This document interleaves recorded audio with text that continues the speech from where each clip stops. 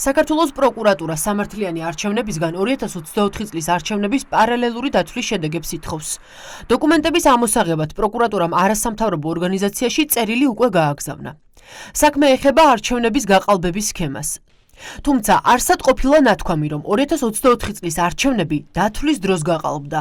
ამიტომ საინტერესოა, რაში სჭირდება PVP-ის შედეგები პროკურატურას. პრობლემა არის ის ციფრები, რაც ოფში ჩაიწერა, საით რა პროცესის შედეგად იქნა მიღებული, ხო, ის ტოტალური დარღვევები, როგორც წინა საარჩევნო პერიოდში, ასევე არჩევნების დღეს, რადგან არაერთხელ გვისაუბრია. შესაბამისად, პრობლემა არის პროცესში, წინა საარჩევნო პერიოდში დაფიქსირებულ არაერთ დარღვევაში და არჩევნების დღეს დაფიქსირებულ არაერთ ფუნდამენტურ დარღვევაში და გამოსაძიებელი არის სწორედ ეს დარღვევები. არჩევნების დღეს დაირღვა ხმის მიცემის ფარულობა. ბიულეტინიდან გაჟონილი ლაქებით ამომრჩევლის ნების კონტროლი ხდებოდა. საარჩევნო უბნებზე დაკვირვების პროცესს ხელს უშლიდნენ ზონდერ ჯგუფები. პასპორტში ჩაფენილი პირადი ნომრებით კი ხმის მიცემის უფლებას აძლევდნენ. ეს საქმეები გამოუძიებელია. მათ შორის დამკვირვებლების ტერორის საქმეები. ამ ფონზე ჩნდება კითხვა, რატომ დაინტერესდა პროკურატურა პარალელური დათვლის შედეგებით მაშინ, როდესაც გამოსაძიებელი სულ სხვა რამ არის. მოვიდა ახალგაზრდა მამაკაცი, რომელსაც პასპორტში ჰქონდა ჩაკრული ქაღალდის ნაგლეჯი და ამ ქაღალდის ნაგლეჯზე ეწერა სხვა ადამიანის პირადი ნომერი და ასე აძლევდნენ ხმას და ეს იყო არა ერთჯერადი, არამედ მრავალჯერადი იყო და როდესაც მე ამაზე, რა თქმა უნდა, პროტესტი გამოთქვი და შევეცადე რომ აღმეკვეთა, ამ შემთხვევაში ფიზიკურად იძალადეს კომისიის წევრებმა პირველ რიგში ხელი მკრეს, რა დროსაც გავარდი დერეფანში და ამისი კადრებია, რომ დაახლოებით 30-მდე მამაკაცი დამესხა თავს. არჩევნების შედეგების სანდოობა ეუთო ოდირმაც ეჭქვეშ დააყენა.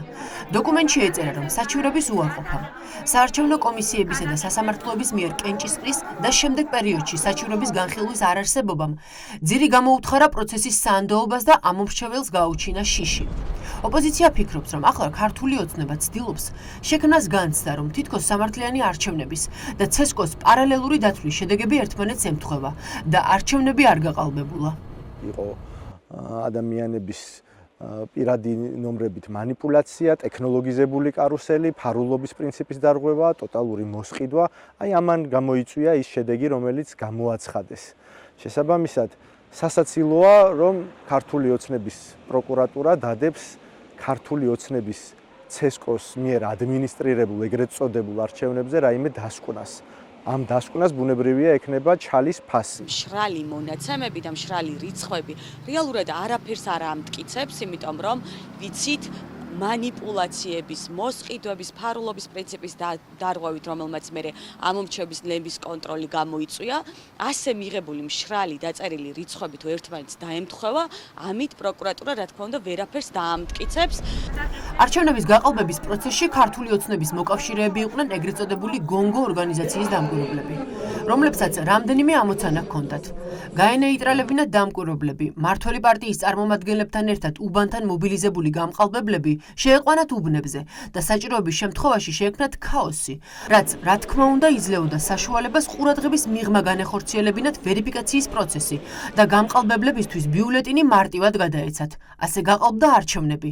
ამ თემაზე კი საგამოძიებო უწყება დუმს. გაყალბების მთელი პროცესი იყო, სანამ ბიულეტინს შეაცურებდი. ეს იყო ადმინისტრაციული რესურსის გამოყენება, ამომრჩევლის ნების კონტროლი, დაშინება, სხვისი პირადი მოწმობების გამოყენება, სხვისი პირადი ნომრით ხმის მიცემა და ეს ყველაფერი ხდებოდა, სანამ ბიულეტინი შეაცურებდა. როცა ბიულეტინი აღმოჩნდება უკვე ყუთში, შესაბამისად ის დათვლა, ის პროგრამულად ის უბრალოდ იმ ციფრს სვავს, რაც აღმოჩნდება. პროკურატურა გამოძიებას აგრძელებს, თუმცა არავის აქვს ილუზია, რომ გაბიტაშვილის უწყება ქართულ ოცნებას გამყალბებლებად გამოაცხადებს. არადა მტკიცებულებების ზედაპირს ზედებს.